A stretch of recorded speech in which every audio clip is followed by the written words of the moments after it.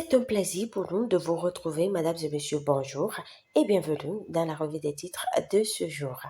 Commençons avec l'événement précis qui nous donne des précisions par rapport à la sortie politique de remobilisation des militants pour la course au scrutin législatif. Prudent sur l'annonce, l'UDBN va aux élections.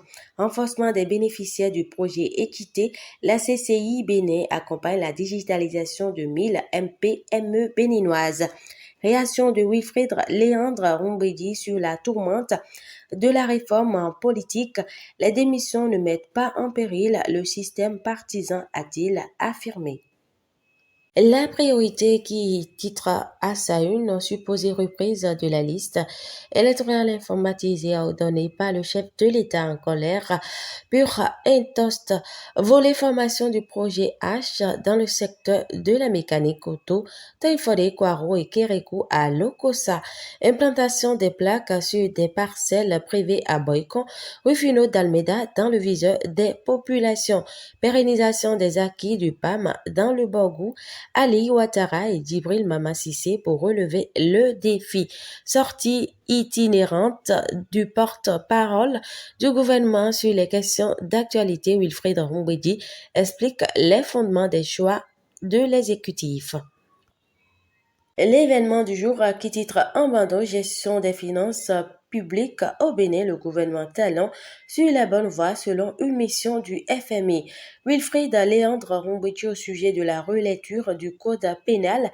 Il n'y a aucune émission du chef de l'État dans une procédure judiciaire, a-t-il déclaré. Animation de la vie politique au Bénin, le présidium de l'UPR salue l'esprit de cohérence politique de ses militants. Phase pilote du volet formation du projet H, la modernisation de la formation en mécanique auto amorcée. L'autre vision qui titre en bandeau promotion de la culture béninoise, animateur et journaliste culturel outillé à l'espace à Djabi. Législative 2023, l'UDBN dans la course annonce Afiavi Claudine Prudencio. Le Télégramme qui titre à sa une pour renouveler ses instances dirigeantes, l'UP le renouveau bientôt en congrès.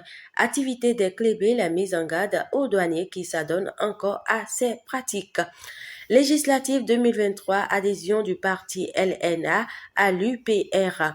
Pour escroquerie, Arnold Cadet en prison, il sera devant le juge le 14 novembre.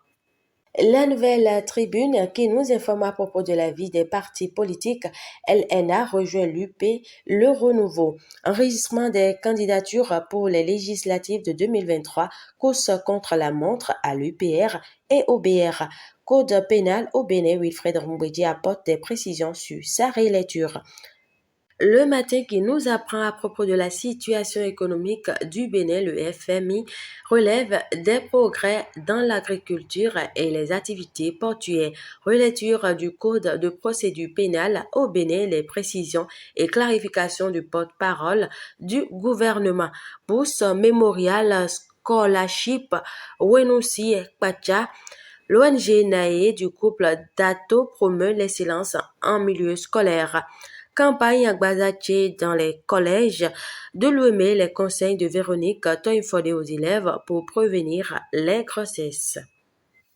Le grand jury qui titre en bandeau Judicaël Ayadokun promet la razzia de l'UP le renouveau dans la 6e circonscription électorale.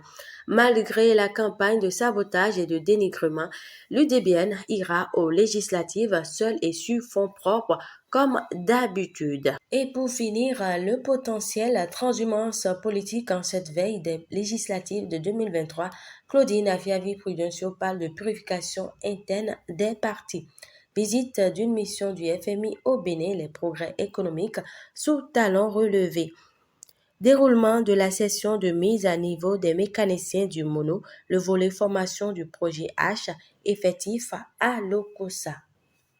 Et ce sera tout pour ce numéro. Merci de nous avoir suivis. Présentation Esther Koudjenoume. Surtout, n'oubliez pas de vous abonner, de liker, de commenter et de partager. Et bonne journée à vous.